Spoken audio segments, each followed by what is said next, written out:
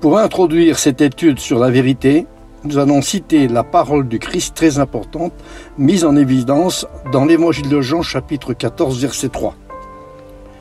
Où Jésus dit « Je suis le chemin, la vérité et la vie, nul ne vient au Père que par moi ». Remarque, il est donc impossible de nier et prouver que ces grandes déclarations du Christ qui sont sorties de la bouche de Jésus ne soient pas vraies. Ces trois grandes vérités bibliques sont évidentes. 1. Je suis le chemin, c'est-à-dire l'unique chemin qui mène au ciel. 2. La vérité, qui est en Jésus-Christ, qui nous a franchis du mensonge, de l'erreur, qui a séduit Ève et Adam dans le jardin d'Éden. Retenons bien que Jésus se présente dans le Nouveau Testament comme étant le chemin, la vérité et la vie. C'est que nul ne vient au Père que par Jésus lui-même. Nous savons tous que Satan est le père du mensonge. Jean 8, 44. Il ne se tient pas dans la vérité. Votre père, c'est le diable, disait Jésus aux scribes et aux pharisiens. Voulez-vous vous conformer à ses désirs? Depuis le commencement, il est un meurtrier et un menteur. Notons que Satan possède plusieurs noms. Satan, qui veut dire l'ennemi, l'accusateur. Belzébul, le prince des démons, dans Matthieu 12, 44. Bélial, dans 1 Corinthiens 6, 15. Satan est aussi un chercheur. 1 Timothée 3, 7. 2 Timothée 2, 26. C'est un destructeur. Apocalypse 20. On l'appelle aussi le diable. Matthieu 4, verset 1. Le Dieu de ce siècle. 2 Corinthiens 4, 4. Le dragon. Apocalypse 13, 9. L'ennemi. 1 Chronique 13, 1. Matthieu 13. L'homme fort. Luc 11, 21. Le lion. 1 Pierre 5, 8.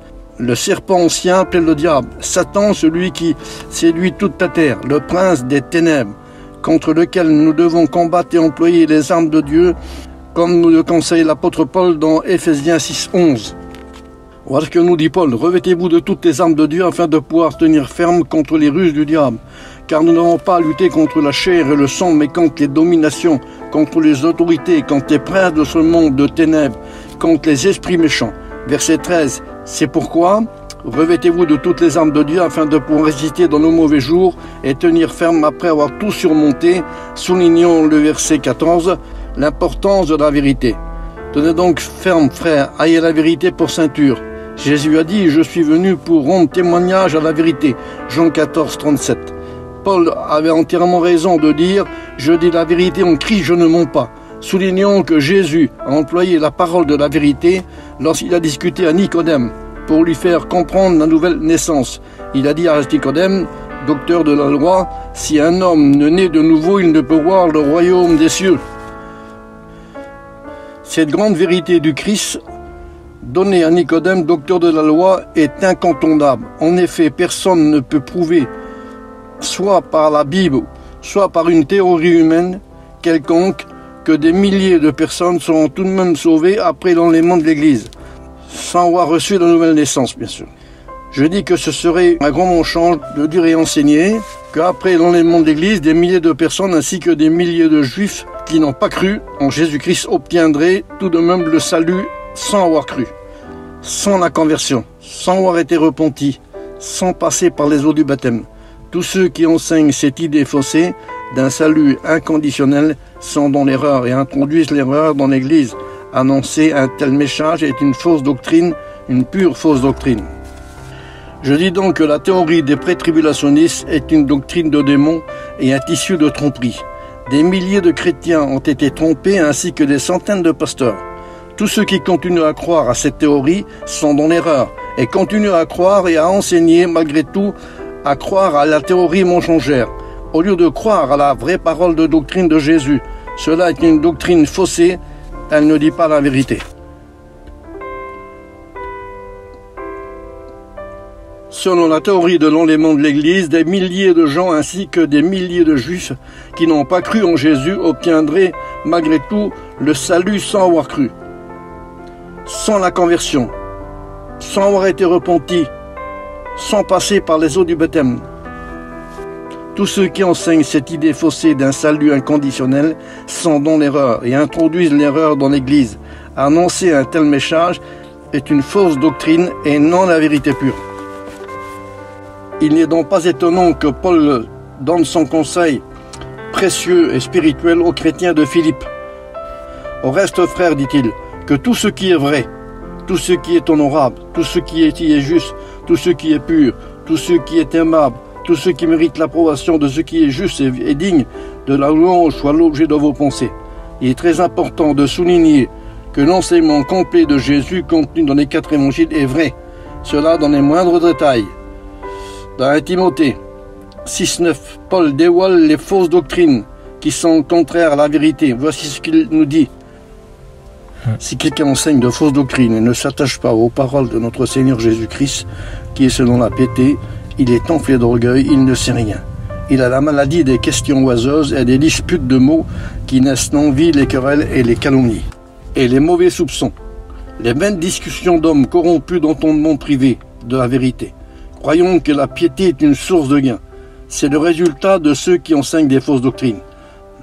Nous savons, en prenant l'exemple de Jeunesse et Jean Bresse, qui s'opposaient à Moïse, de même que ceux qui ont appris l'enseignement de la doctrine mensongère de Scofield et de Darby s'opposent également à la vérité.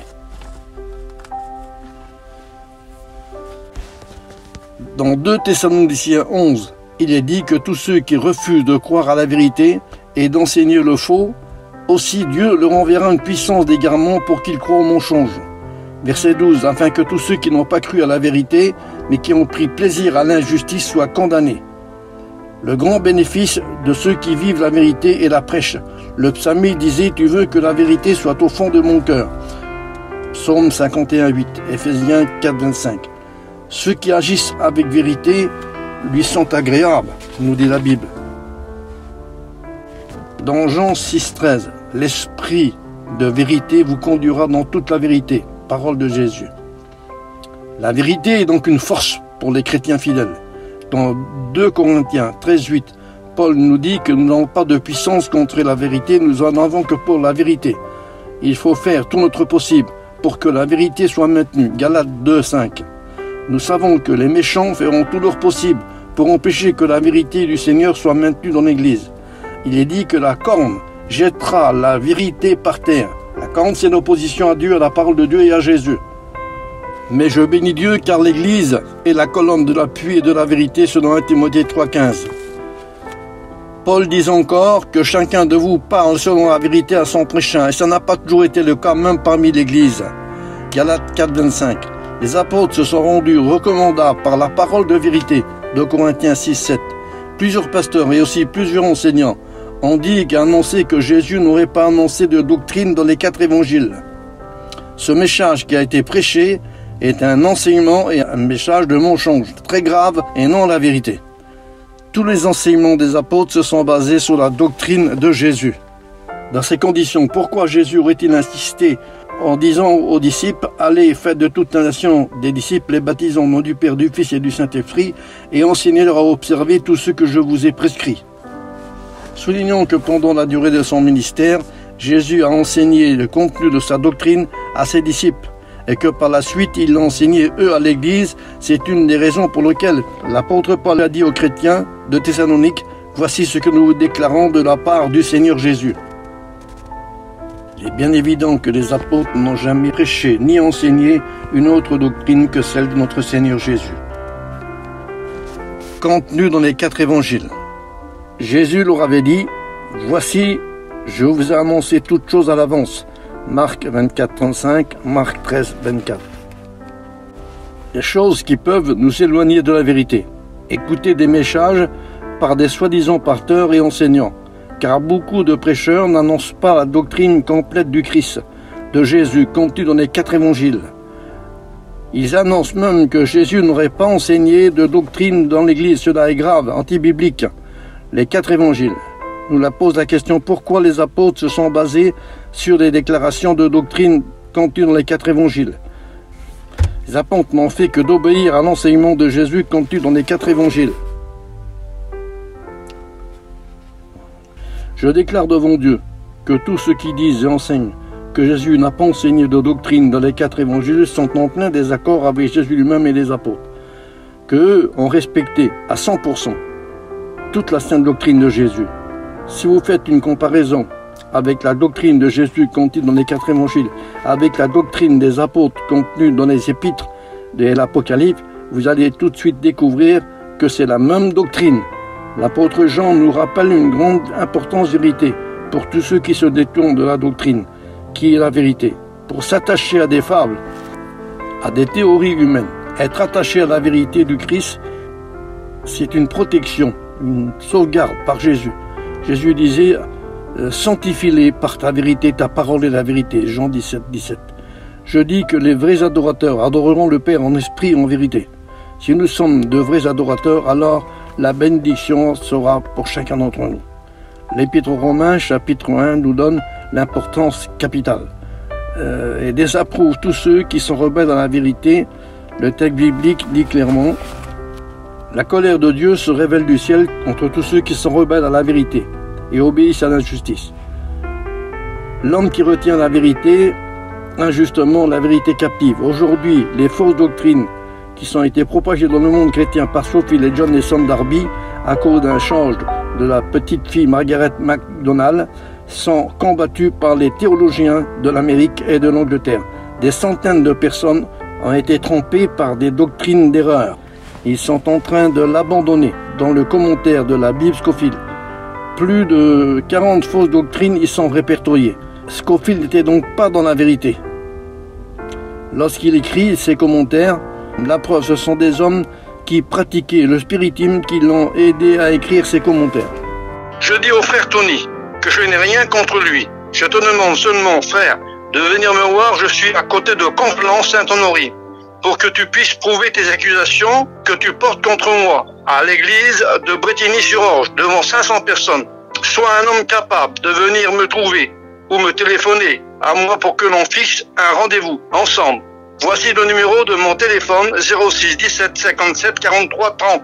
Tu peux venir me trouver avec d'autres frères et des enseignants de l'école biblique si tu veux. Et nous parlerons dans l'amour et dans la vérité.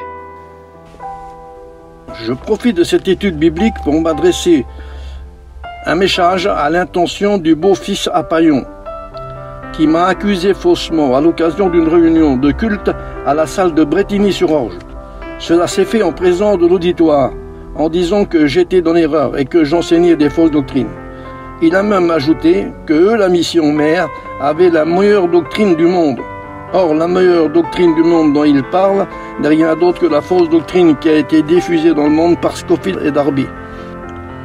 Soulignons que cette fausse doctrine tire sa source d'une jeune fille catholique âgée de 15 ans qui avait dit avoir reçu de lui un change lui révélant que le retour de Jésus serait secret pour enlever l'Église et que personne ne verrait rien et que l'avènement de Jésus ne serait pas pour l'Église.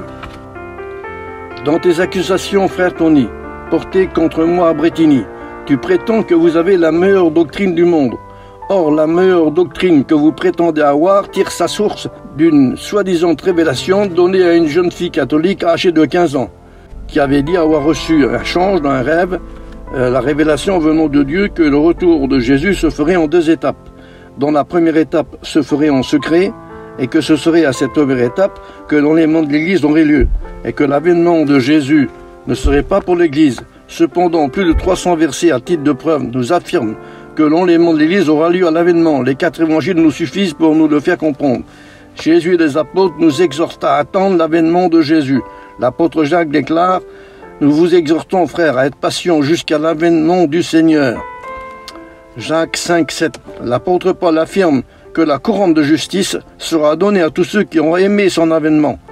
Et non pas seulement à lui, mais à tous ceux qui ont aimé l'avènement du Seigneur. L'apôtre Jean, quant à lui, nous exhorte à demeurer en Jésus jusqu'à l'apparition de Jésus-Christ. Jean 2, 28. Petits enfants, demeurez en lui, afin que lorsqu'il paraîtra, nous ayons de l'assurance qu'à son avènement, nous n'ayons pas la honte d'être éloignés de lui. L'Église n'attend donc pas un retour secret en 2 phases. Dans l'un serait secret pour enlever l'Église, et la deuxième phase serait l'avènement de Jésus, mais où l'Église ne serait pas concernée, ce qui est faux bien entendu.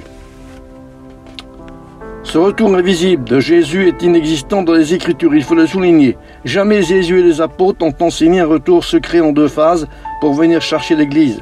Dans tes accusations, frère Tony, portées contre moi à l'église de Bretigny, tu prétends que vous avez la meilleure doctrine du monde.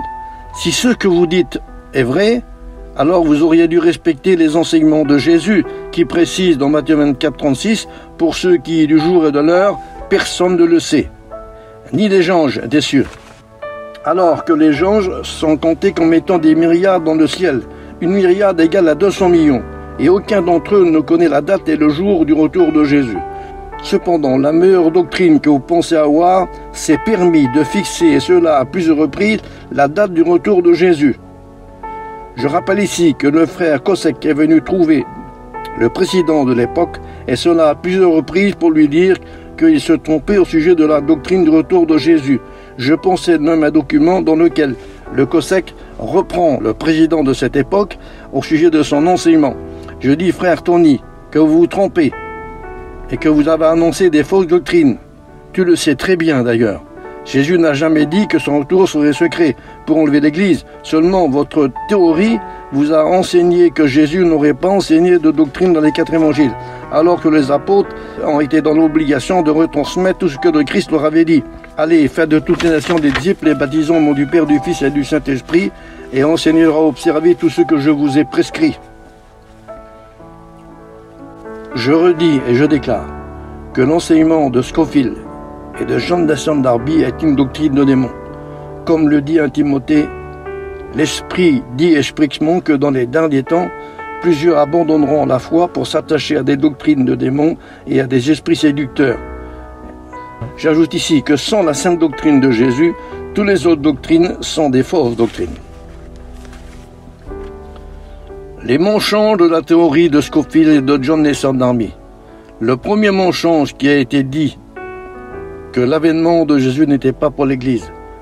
De ce fait, toutes les déclarations de Jésus contenues dans les 4 évangiles, dans Matthieu 24, dans Marc 13, dans Luc 17, dans Luc 17, 29, dans Luc 21, dans Luc 21, 27, ne seraient pas pour l'Église.